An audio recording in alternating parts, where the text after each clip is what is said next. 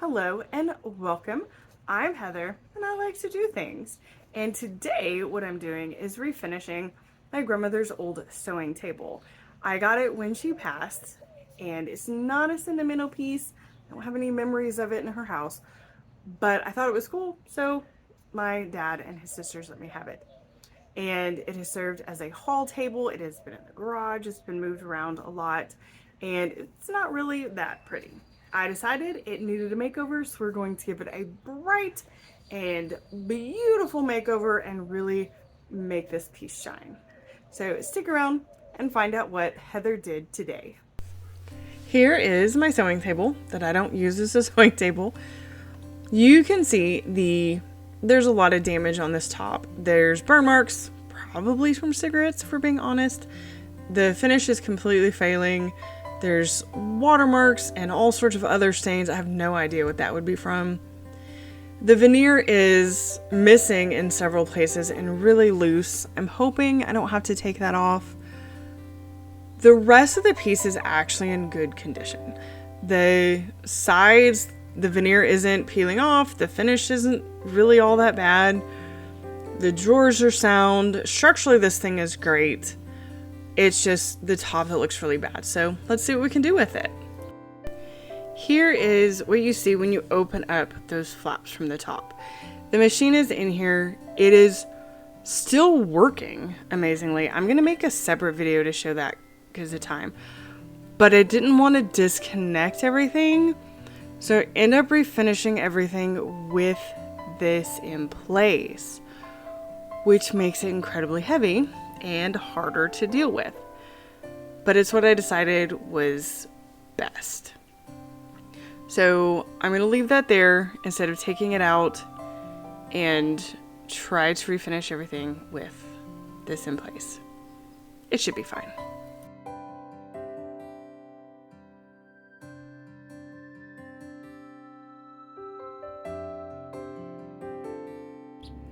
Okay, as you can see, this finish is okay. I mean, it's just flaking off pretty easily.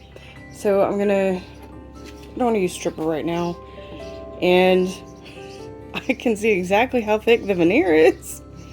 So that's a bonus.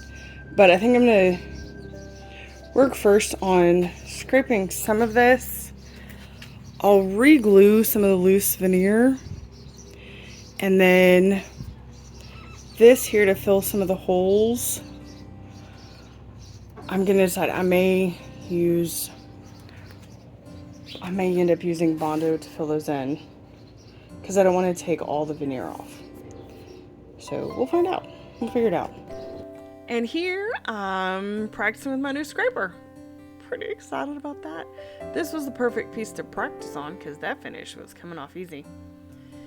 It does end up being strictly for practice.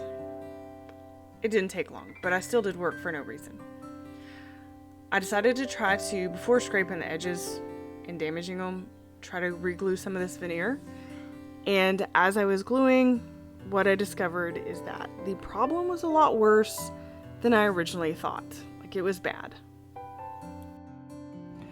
Okay, after trying to start gluing veneer, I realized that all the edges are loose, and then in trying to glue, I think I just made some of it worse. So instead of trying to save the veneer on the top, I'm just going to do what I really didn't want to do and remove it. The rest of the veneer looks to be in pretty good shape and intact, but not on top. So I'm going to remove it. I'm not going to replace it. Here, I'm just getting set up to remove. Look, I mean, honestly, the stains on this thing were worse than I thought anyway. But I just started from the edge and just peeled it. It was sad. And like huge chunks, just the whole sheet came off in areas. It really didn't take me long to remove the majority of this. And again, this is just the top, even the piece, because this opens up, even the part under it is still in good condition. It's just this part. And you can see the plywood underneath So it's still going to be sturdy. It's still going to have a nice solid top. It's just not going to be that veneer. So it's not really a huge deal. I just had plans that involved not painting that part. So it just is what it is. So here, this is all that was left on the whole piece. This is all I could, not the whole piece, the whole top. So I just dampened it, used a hot iron to help loosen up any glue that was under there, and then scraped it a little bit more. And honestly, this took way longer than any of the rest of it. So it was the right decision, even if it's not what I wanted.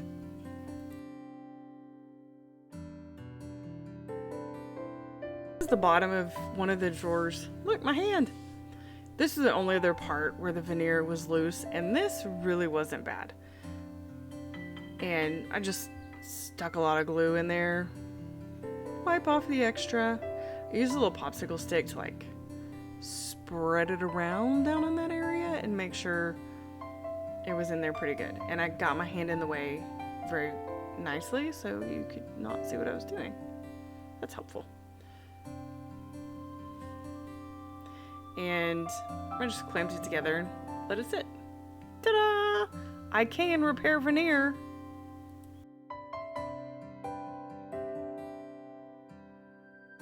And here I am cleaning. I had already vacuumed it, just so you know. This is actually cleaning and checking the veneer. So I just take a good degreaser, spray it down. This was the dirtiest part because that's where feet would have been, or shoes. So really good degreaser. Wipe the whole thing down with a degreaser. You want to clean before you sand so you don't grind anything into the wood or the finish. And after I cleaned the whole thing, I went back and rinsed it with water to make sure the paint can stick well. And this part was so gross, I actually ended up getting like a scrub brush to scrub it. And after all the repairs and cleaning, then I just did a scuff sand on the entire piece. The inside flaps, everything got scuff sanded. I think I started with a 120 to make sure any of the loose finish got removed, and then went over it with a 220 to make sure it was a good smooth surface for painting.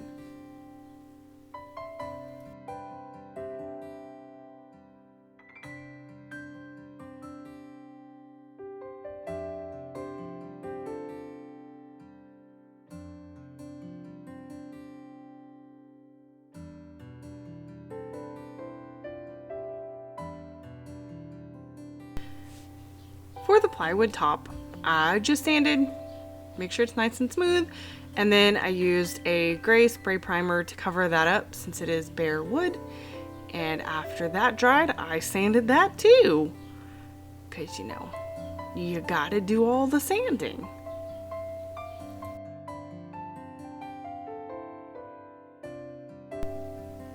This is part of the top. So the part where that I peeled the veneer off of, this is the underside of that opens up.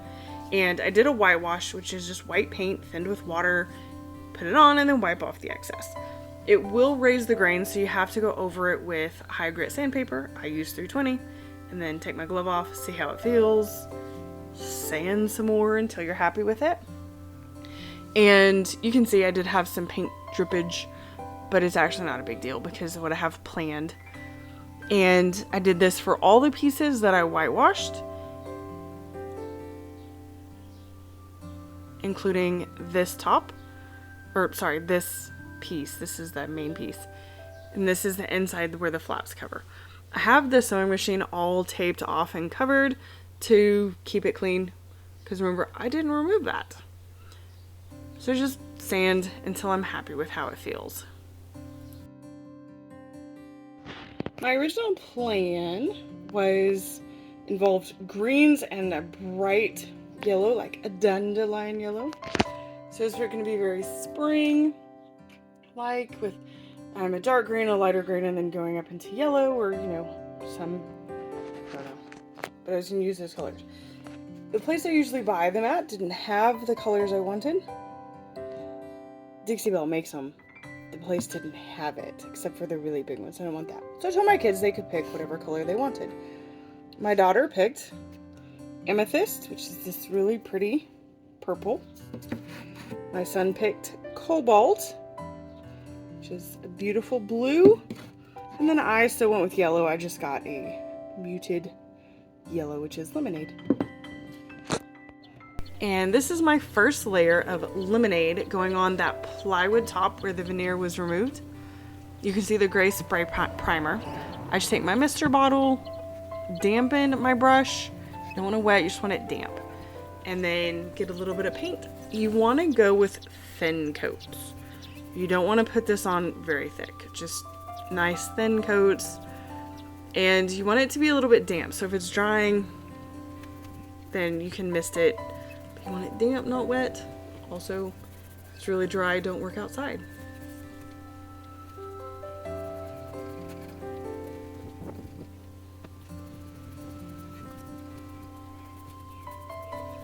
I do end up doing a total of 3 coats. The third one probably wasn't strictly necessary. I just felt like it needed a third coat. So I did it. But again, they're very, very thin coats. You don't go with thick coats when you're putting on this paint.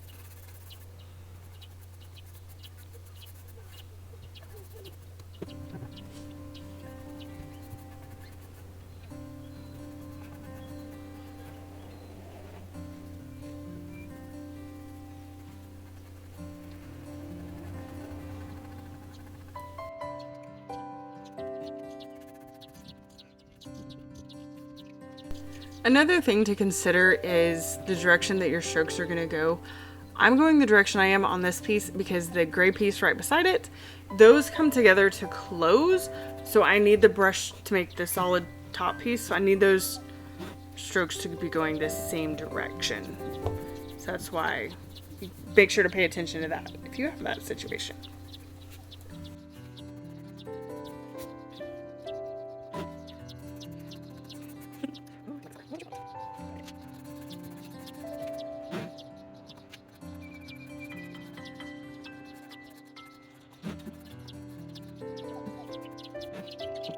On these pieces, I decided to do a yellow paint wash, which is just the yellow thinned with water. You just put it on and then you wipe it back. And yes, I'm using an old sock to do that because you just want a lint-free rag, and that is a lint-free rag. So ta-da! I did that on all the pieces that are like the inside of the folding part. We're skipping forward a bit here. Obviously, I have 2 coats of paint for the purple and the blue.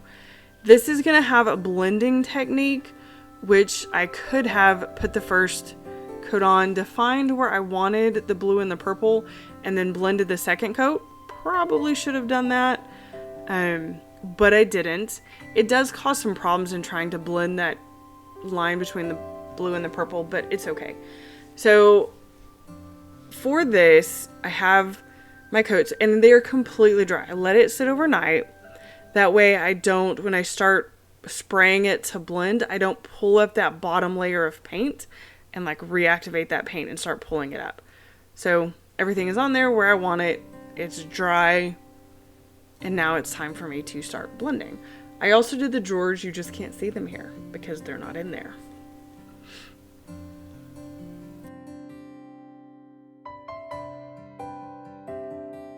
Right, I'm ready to blend. I have my mister bottle. I actually have 3 brushes. I have the one for the blue, and I have the one for the purple, and then I have a blending brush. So what I'm doing is I'm putting on blue paint. You want it to be a wet edge between the blue and the purple, and I'm working in small sections. If you're, you have a lot of practice. Some people do this in huge sections. I'm doing small sections. And so I put the blue on where I want it, add the purple where I want that, and then I just take my big blending brush and I blend it out. So here's my brush. Spray it. Just keep spraying everything. Not so much that it drips, and then I just go around it, keeping the purple on the inside and just brushing back and forth. I did brush kind of in. I had to do this a little bit more because there was a harsh line between the purple and the blue, but just kept spraying, make sure you don't leave it to drip. Adding a little bit more paint where I felt I needed it, and keep going back until I got a look that I wanted. And then I went to the next section to just keep working.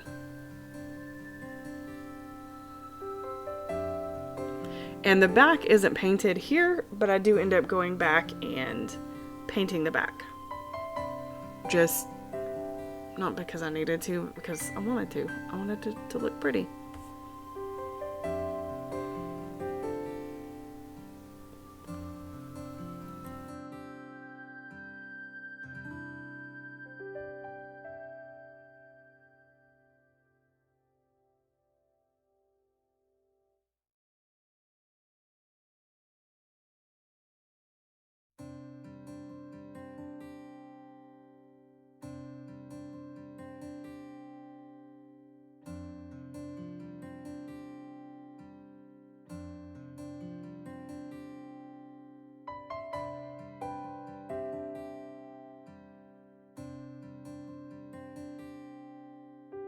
Here's where we are.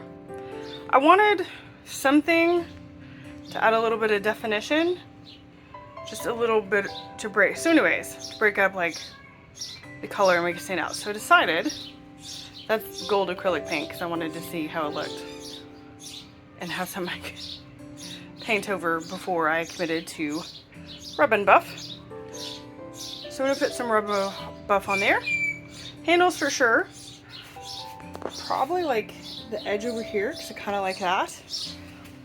But I don't know, I might put some here too. We'll see. You can apply the rub and buff with your finger or with a paintbrush. Either one is honestly fine. You just brush it on there, put it where you want it, let it dry, and then wipe off the excess. You rub it on and then buff it off. Hence the name. For larger surfaces like this, I do use a brush. I use my finger to do this plenty as well. So either one works just fine.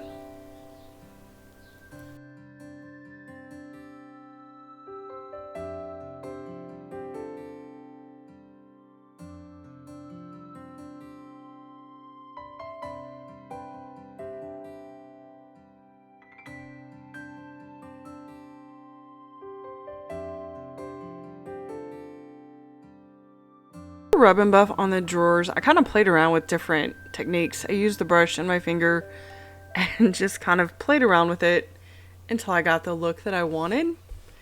And I went along the edge with a little bit of rub and buff. Again, you can use your finger.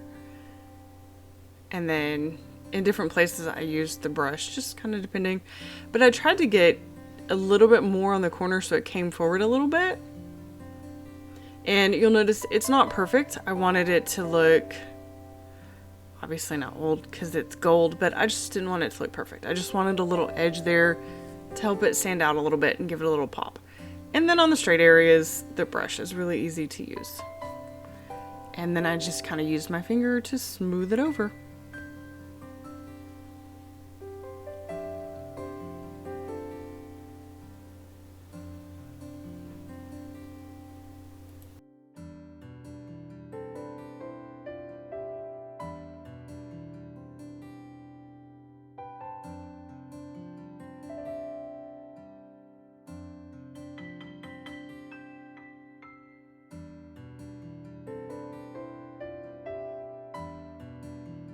Okay, I was using the rub and buff on the drawers because I really liked the front. I was like, I'm gonna put a little bit on the edges of the drawers. I got a little bit too much. Some of it. I was like, I love that even more. And now, look at it. Ah, yes, that is it. I'm in love. We're gonna finish out the drawers. I decided that I wanted to give this a little bit more definition, so instead of clear wax, I used the Dixie Belle Best Dang Wax in black, obviously, because you can see that it's black. And there are better brushes, but I had on hand a chip brush for some reason that already had black wax on it, so I went with it. And what I did was just go over all the areas with the black wax. I'm not putting it directly on the gold intentionally. It'll wipe off of there, so it's not a big deal. I just put it on there, let it sit for a little bit, and then I'll wipe it away after it sits. And yes, the drawers are 3 different sizes. It's kind of funny, but...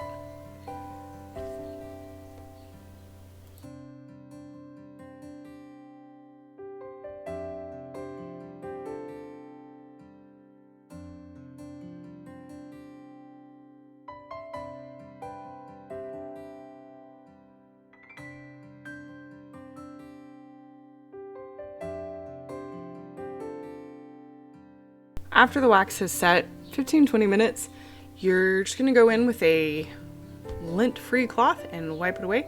It doesn't have to be a microfiber towel, just what I pulled out. And you just wipe off the excess, and then I just kind of looked at it and wiped until I liked the look. There is a little bit more where the handle meets the front of the drawer, but I like it, so I'm okay with it. And I did wax the entire piece. I tested on the back first just to see if I'd like it, and I really like the look of the black wax versus the clear. I just feel like it was a lot more depth. It was gorgeous either way, but that just gives a little bit more depth. So just go over the whole piece. And we're getting so close. I'm so excited. I also use on the insides and outsides of the drawers, I use some Howard's Feed Wax just to kind of nourish that wood. Put it on there, rub it in with a brush like you would wax, and then wipe away the excess. And that really helps the drawers look nicer, smell nice, and it helps take care of that wood. Top coat on the pieces that were painted but not waxed, which is all the top, the yellow. I used, I think, Minwax Polycrylic. It's water-based polyacrylic. I used damp blue sponge, dipped it in carefully, wipe off the excess, and then just wipe it over the whole piece. You don't want to wipe too much because you'll get bubbles, but it looks really good. And after you put on the first coat, let it sit to dry. Make sure you check for any drips and bubbles before you let it dry. Let it dry. In between coats, you do have to sand with a high grit sandpaper and then clean that off before your next coat to give it something to adhere to. I did 2 coats on this inside part and then 3 on the outer pieces that form the actual top.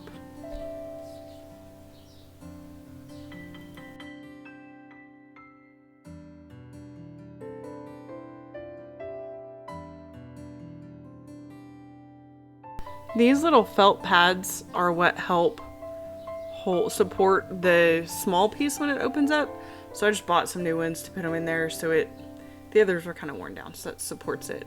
I just, out of camera, but I just popped them in there so that they'd protect it when it opens. After the polyacrylic had plenty of time to dry on all the pieces, I got my kids to help me reattach these. Just put all the screws back in, and the hardware did get covered with some gold rub and buff as well to make it match a little bit better. And we're starting to get close to the end. If you think I've earned it, please make sure to hit that like button and subscribe to my channel for more content like this. Okay. This is the support for this piece that folds out on the old sewing table. There's this little button that holds it in, and when you open the piece, that pops up and opens that. There's another piece to hold that down that goes in here. It's on a little spring, and it sits in there like that. And then that will push down when it's closed, pushing this down so everything stays in.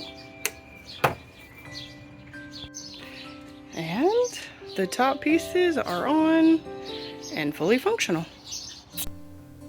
Here's what we started with.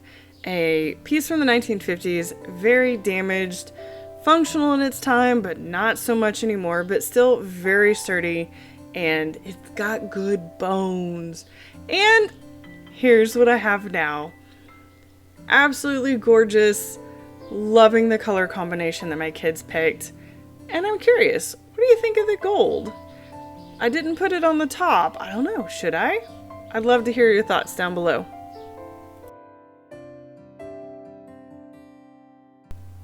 As always, thanks for watching, and be sure to stay tuned to find out what Heather does next.